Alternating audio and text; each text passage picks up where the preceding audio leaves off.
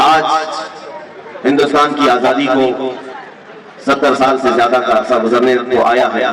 ہم آج یہ عہد کرتے ہیں کہ اللہ رب العزت نے ہر انسان کو آزاد پیدا کیا ہے اور آزادی انسان کا بنیادی حق ہے. غلامی میں جینا کسی انسان کے لیے نہیں ہے، اسی لیے ہم غلامی کے خلاف لڑتے رہے. 90 سال کی جنگ کے بعد ہندوستان میں 1857 سے لے کر 1947 تک، 1857 سے لے کر 1947 تک 90 سال کی ایک عظیم جنگ کے بعد، بڑی محنتوں کے بعد یہ لہراتا ہوا چمن آج ہمیں دکھ رہا ہے. اور ہندوستان کی اس آزادی میں 100-200 کا نہیں، ہزاروں کا خون بہا ہے. اور ان کے خون کے بعد، ان کی قربانیوں کے بعد یہ آج پرچم سربلند ہے ہندوستان کا. میرے عزیزوں، اس آزادی کو برقرار رکھنا ہر ہندوستانی کا حق ہے. دوبارہ ہندوستان کسی کی غلامی میں نہ جائے، اس کا عہد ہم ہر سال کرتے ہیں.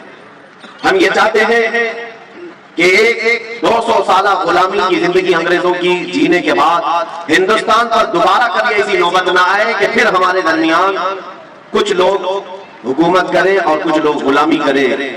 نہیں، ہم کبھی یہ نہیں چاہتے. ہندوستان آزاد ملک ہے، اسی لیے جمہوریت کو یہاں پر سب سے بڑا ایک مرتبہ دیا گیا جس کو ڈیموکریسی کہتے ہیں.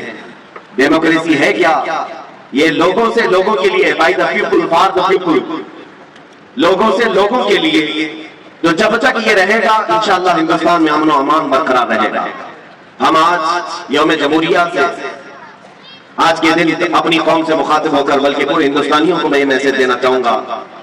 آزادی مل تو گئی تھی ہمیں 1947 میں، لیکن آج اس آزادی کا سارا لہلاتا ہوا چمن پھر سے بگاڑنے کی کچھ لوگ ناپاک کوششیں کر رہے ہیں. ہم اس کے خلاف نہ ہوں. ہندوستان کو کبھی بھی آتنکواد ہونے ہم نہیں دیں گے، منوواد ہونے ہم نہیں دیں گے. کسی خاص ایک ذات، ایک برادری کی بڑھوتری کے لیے ہندوستان نہیں بنا ہے. ہندوستان میں ہر ایک کا برابر کا حق ہے. یہاں ہندو بھی ہیں، سکھ بھی ہیں، عیسائی بھی ہیں اور مسلمان بھی بڑی تعداد میں ہیں. ہم بار بار اس چیز کا عہد کرتے ہیں. یہاں 1000 سال پرانی مندریں بھی ہیں، کئی 100 سال پہلے کی یہاں چرچ بھی ہیں اور یہاں پر گرودوارے بھی ہیں.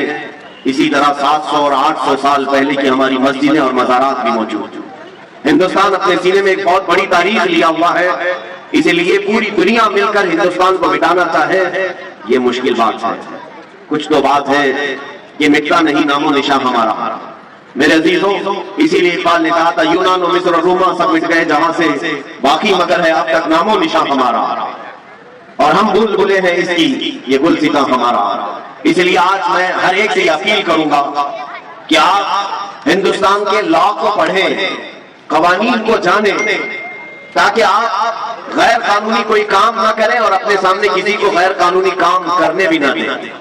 یہ کب ہوگا؟ جب ہر ہندوستانی کو معلوم ہو کہ میرے ہندوستان کے لا کیا ہیں، مجھے یہاں پر جینے کے ادھیکار کیسے دیے گئے ہیں. یہ بڑی بات ہے.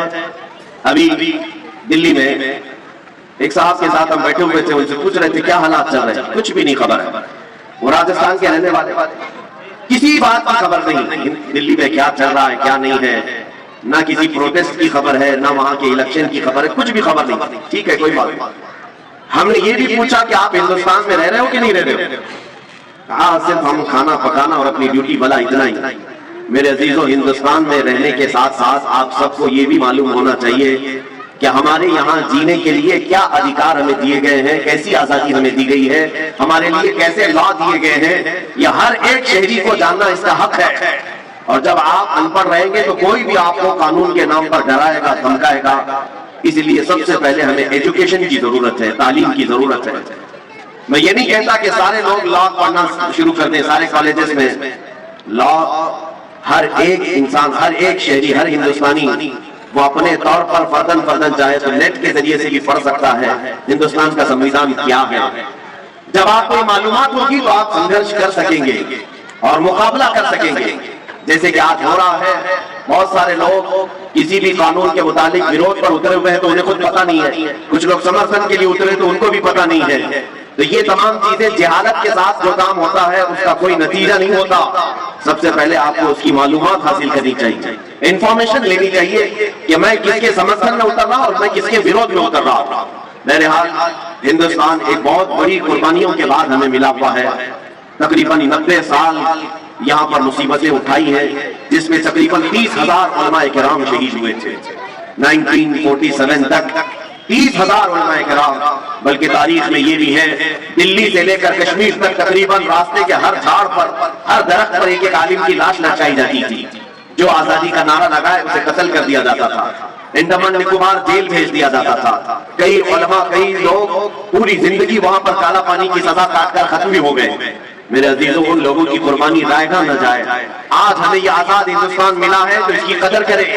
यहाँ पर मैं हिंदू मुस्लिम सारे तमाम बिरादरियां जितनी हिंदुस्तान में हैं, सबसे यही कहूंगा कि आपस में इत्तेहाद और इत्तेफाक को बरकरार रखने ही में हिंदुस्तान की भलाई है, वरना हिंदुस्तान की तरक्की फिर 50 साल पीछे चली जाएगी। अगर हम आपस के फसादात राइट्स करते हैं, आपको मालूम नहीं है किसी भी शहर में अगर फसाद होता है, राइट्स होते हैं, वहां जो तबाही होती है उस शहर को दोबारा स्टैंड होने के लिए फिर से 10-15 साल लग जाते हैं। जितने घर टूटे, जितनी बर्बादियां हुई, दोबारा सही होने के लिए उसे 10-15 साल लग जाते हैं। इसी तरह हिंदुस्तान में अगर ये मजहबी तौर पर फसादात हुए तो इसका नुकसान पूरा मुल्क को होगा। मुल्क फिर 50 साल पीछे चला जाएगा और फिर इसको तरक्की करते करते एक जमाना चला जाएगा। इसलिए जो हिंदू हैं वो भी समझ लें, जो सिख हैं और ईसाई हैं, जो भी हिंदुस्तान में जी रहे हैं, वो सब समझ ले कि हिंदुस्तान गंगा जमनी तहजीब का एक मुल्क है। यहाँ आफियत और भलाई इसी बात में है कि ना तुम उन्हें छेड़ो ना हम तुम्हें छेड़े, या किसी भी तरह के ये भेदभाव के मामला ना हो। हिंदुस्तान ने जहाँ हमको अजान पुकारने की अजान पुकारने की आजादी दी है, तुम्हें अपने मंदिरों में इबादत करने की भी आजादी दी है, क्रिश्चियन को अपने यहाँ इबादत करने की आजादी है, गुरुद्वारे में अपने इबादत करने की आजादी है। तो मैं ये चाहता हूँ कि हर कम्युनिटी वाला अपनी आजादी के साथ अपने मजहब पर अमल करे, कोई एक दूसरे पर फोर्स ना करे। इंशाअल्लाह अज़ीज़ ये इत्तेहाद हिंदुस्तान को एक दिन देख रहा पूरी दुनिया का सुपर पावर बना करके रखेगा। सुपर पावर हिंदुस्तान बन सकता है सिर्फ हमारा ये कम्युनल राइट्स जो होते हैं, मजहबी फसादात ये खत्म हो जाए और हम ऐसे लोगों के खिलाफ लड़ते रहेंगे, आखिर तक लड़ते रहेंगे जो हिंदुस्तान की कुर्सी को खराब करेंगे, उनसे हमारा हमेशा विरोध रहेगा। मेरे अजीजों, पहली मरतबा आज यहाँ पर हम सब जमा हैं। मैं ज्यादा देर आपका यहाँ पर नहीं लूंगा। आपको दो चीजें मैं कहता हूँ। देखिए, एक आजादी है और एक पाबंदी है। आजादी है और पाबंदी। 1947 में आजादी मिली है, सबको पता है, सारे लोग जानते हैं। लेकिन साथ ही में 1950 को यही हमारी डेमोक्रेसी जब तरतीब पा गई, जमहूरियत, और इसके लॉ बनाए गए, तो कानून बनाकर हमें दिया गया, तो कानून पर अमल करने की पाबंदी लगाई गई। तो आपके दिमाग में एक सवाल आता होगा, 1947 में आजाद कर दिया और फिर 1950 में 1950 में फिर कानून में पाबंद कर दिया, फिर ये कैसी आजादी? मैं यहाँ बताना चाहूंगा कि आजादी का मतलब क्या है वो भी समझ लें आप। आजादी का मतलब ये है कि इंसानी अक़दार के साथ, इंसानी उसूल के साथ जीना और दूसरे की आजादी को खराब ना करना, ये सही मानों में आजादी है। आजादी का मतलब ये भी नहीं है कि कोई नंगा फिरता रहे और दूसरे को तकलीफ दे। वो आजादी तो जंगलों की आजादी है, जानवरों की आजादी है। मेरे अजीजों, आजादी का मतलब यह है कि तुम्हें एक जो संविधान दिया गया है वो डिसिप्लिन मेंटेन करके जो चलेगा वही सबसे बेहतरीन आजादी है। कानून के खिलाफ जो भी करता है, हमारे आका सल्लल्लाहु अलैहि वसल्लम ने भी हमें उसूल अता किए, फरामीन अता किए, और ये भी फरमाया मन गश्शना फलैसा मिन्ना, जिसने हमें धोखा दिया वो हमारी उम्मत में से नहीं है। इसलिए धोखा देना, रिश्वत देना, ये तमाम चीजें जो कानून के साथ आज हो रही है, इन सब से आज हमें मुक्ति चाहिए, आजादी चाहिए। हम ये सोचते हैं कि 500,000 देकर के कानून तोड़ देंगे, ऐसा कभी नहीं करना चाहिए। कानून के रखवाले भी ऐसा न करें, हिंदुस्तान का कोई शहरी भी ऐसा न करे। इसलिए कि 500,000 देकर के अगर आपने कानून तोड़ दिया तो गोया कि आपने हिंदुस्तान के संविधान के साथ खिलवाड़ किया है। आगे आने वाली नस्लें फिर डिसिप्लिन कभी मेंटेन नहीं कर पाएंगी। इसलिए हर एक को रिश्वत के खिलाफ भी खड़ा होना है, करप्शन के खिलाफ भी खड़ा होना है, क्योंकि करप्शन के खिलाफ खड़ा होना ही हमारे हिंदुस्तान के संविधान की हिफाजत के लिए खड़ा होना है। बस मैं इन्हीं बातों के साथ आज मैं फख्र के साथ ये कहता हूँ, पहली मरतबा हम ग्राउंड में जमा हुए हैं, पहली मरतबा ये हमारा ये कार्यक्रम, ये जो प्रोग्राम हुआ है, बहरहाल हमें सीखना बहुत कुछ है, हम बच्चे हैं और بہت ساری چیزیں ابھی ہمیں سیکھنی باقی ہیں. ڈپارٹمنٹ کا بھی میں شکر گزار ہوں کہ انہوں نے پرمیشن دیا, بی ایم سی والوں نے اور دیگر یہاں پر منتظمین نے. خاص طور پر آج میں آپ کو ایک بات بتا دوں, مدینہ جامع مسجد کی آواز پر آج پاک سائٹ اور گھاٹ کوپر کے قریب کی جتنی تنظیمیں تھیں, کمیٹیاں تھیں, الحمدللہ وہ سب یہاں پر آج حاضر ہو چکی. ایک جھنڈے کے تلے ہم سب جمع ہوئے ہیں. مجھے امید ہے کہ پھر یہ جھنڈے تلے جب بھی آواز اٹھائی جائے گی ہم سب ایک جگہ جمع ہو جائیں گے, جمع ہوں گے نا انشاءاللہ. یہاں پر میں سارے کمیٹیوں کے نام پڑھ نہیں پاؤں گا. الامان فاؤنڈیشن کی طرف سے ہیں, رہبر کمیٹی کی طرف سے ہیں, آپ اپنے بینر اوپر اٹھائیں تو پتہ چلے گا. شاداب ایجوکیشن ویلفیئر سوسائٹی یہاں پر ہے, فیضان مصطفیٰ ویلفیئر سوسائٹی, سہایتا سوشل کمیٹی, پنکے شاہ درگاہ مسجد ٹرسٹ, مدینہ عیدگاہ کمیٹی, لاسٹ میں غلام حبیب کمیٹی اور دیگر جتنی کمیٹیاں پاک سائٹ اور وکرولی گھاٹ کوپر میں موجود ہیں, میں سب کا شکر گزار ہوں. میرے خیال سے کچھ لوگوں کے بینر آئے نہیں ہوں گے, لیکن امید ہے کہ مدینہ جامع مسجد کے اس پرچم تلے, ہندوستان کے جھنڈے تلے سبوں نے اپنا سپورٹ پیش کیا اور جمع ہوئے ہیں. انشاءاللہ العزیز اسی طرح ہم آگے بھی متحدہ طور پر کام کرتے رہیں گے, اس لیے کہ اتحاد زندگی ہے اور اختلاف موت ہے. اتحاد زندگی ہے, اختلاف موت ہے. ہم اختلاف سے باہر آئیں گے اور سب مل کر کے ہندوستان کی ترقی کے لیے عزم کریں گے, عہد کریں گے.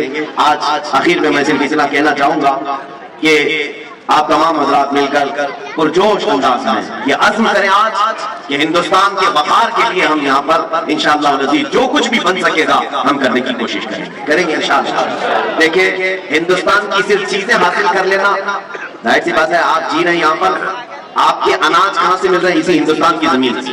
آپ کا پانی جو روز استعمال کر رہے ہیں اسی ہندوستان کی زمین سے مل رہا ہے. ایسا نہیں کہ ہندوستان میں رہ رہے ہیں اور امریکہ کا پانی پی رہے ہیں. سب ہم یہیں کا پانی پی رہے ہیں, یہیں کے اناج کھا رہے ہیں. تو کیا ہم ہندوستان کو جانے سے پہلے بھی کچھ دے کر کے جائیں گے؟ یہ ہر ایک نوجوان کے اندر خواہش ہونی چاہیے کہ میں بھی ہندوستان کی ترقی میں اپنا کچھ حصہ دے کر کے جاؤں, جیسے ہمارے پرکھوں نے دیا ہے, بڑے بڑوں نے دیا ہے. جتنے لوگوں نے بھی ہندوستان کو بنانے میں یوگدان دیا ہے آج ان کے نام لیے جاتے ہیں. اسی طرح ہر مسلمان کو, ہر ہندوستانی شہری کو یہ عزم کرنا چاہیے, صرف میں ہندوستان کی مٹی میں رہ کر کھا پی کر کے چلا نہ جاؤں, بلکہ ہندوستان کی ترقی میں میں اپنا بھی کچھ حصہ رکھ کر کے جاؤں. کوئی تو ایسا میں کام کر کے جاؤں. اس لیے سائنس کے میدان میں جو بچے ہیں میں ان سے گزارش کروں گا پڑھو اور بہت آگے بڑھو, تاکہ ہندوستان کی سائنس کو, ہندوستان کی ٹیکنالوجی کو تم آسمانوں تک پہنچاؤ. آج جو بچے انجینئرنگ میں ہیں میں ان سے گزارش کروں گا کہ خوب آگے بڑھو, اتنا آگے بڑھو کہ ہندوستان کا انجینئرنگ میں ایک مقام پیدا ہو جائے پوری دنیا میں, تاکہ آپ کو ہمیشہ یاد کیا جائے. ایک بات یاد رکھنا, آپ کون سے گھر میں رہ رہے تھے, کیا پہنتے تھے, کیا کھاتے تھے, آپ کے مرنے کے بعد کچھ بھی نہیں یاد کیا جائے گا. آج سے تقریباً 100 سال کے بعد آج ہم کھڑے ہیں 2020 میں. اگر 100 سال اور زندگی ہوئی, 100 سال کے بعد اگر دنیا باقی رہی تو یاد رکھ لینا 100 سال کے بعد ہم میں سے شاید ہی کوئی رہے گا, اور پھر ہم میں سے جو بھی کسی کی نسلیں ہوں وہ ہم کو نہ ہمارے گھر سے یاد کریں گی, نہ ہمارے کپڑوں سے, نہ ہمارے کھانے پینے سے. یاد اگر کیے جائیں گے تو تمہاری ترقیوں کو یاد کیا جائے گا. تم نے اگر کچھ کیا ہے, آج تاج محل کو یاد کیا جاتا ہے اس لیے کہ تاج محل ایک عجوبہ ہندوستان کی ترقی کے اور ہندوستان کا سر اونچا کرنے کے لیے ایک بادشاہ نے دیا. لال قلعہ دیا ہے, قطب مینار دیا ہے, اور بھی بہت ساری ایسی چیزیں ہیں ہندوستان میں جو ہندوستان میں رہنے والوں نے اس کی ترقی کے لیے دیا ہے. اسی طرح سے میں گزارش کروں گا ہر فیلڈ میں جو بھی ہے وہ ہندوستان کی ترقی کے لیے اپنا کچھ حصہ ضرور دے کر کے جائے. ظاہر سی بات ہے آج یہ بات یاد کی جائے گی. اگر آپ نے انجینئرنگ میں جیسے پلین بنانے والا کون تھا, سب سے پہلے ایروپلین کس نے اڑایا, وہ ہمیشہ یاد کیا جائے گا. کمپیوٹر کس نے بنایا, یہ ہمیشہ یاد کیا جائے گا. ٹیلی فون کس نے بنایا, یہ ہمیشہ یاد کیا جائے گا. ایسی کچھ ایجادات کرنے والے ہمارے پاس اسٹوڈنٹس ہونا چاہیے. میں ان کی حوصلہ افزائی کرتا ہوں. اگر کسی کے دماغ میں ایسی چیزیں ہوں تو سارے لوگ مل کر کے اس کی ہم مدد کریں گے, تاکہ ہندوستان میں جو بھی پروڈکٹ ہوگا, مینوفیکچرنگ ہوگی, پوری دنیا پر ہم اس کو ایسا پیش کریں گے کہ انشاءاللہ العزیز دنیا ہمیشہ یاد رکھے گی کہ اگر یہ چیز کسی نے بنایا تھا تو ایک ہندوستانی مسلمان نے بنایا تھا.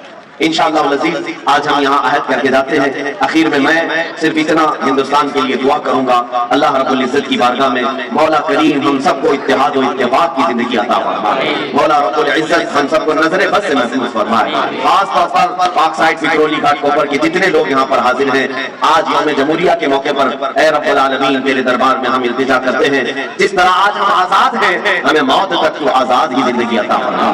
مولا دوسروں کی غلامی سے ہم سب کی حفاظت فرما. پورے ہندوستان کے وقار اور عزت کو مولا تو دوبارہ فرما دے.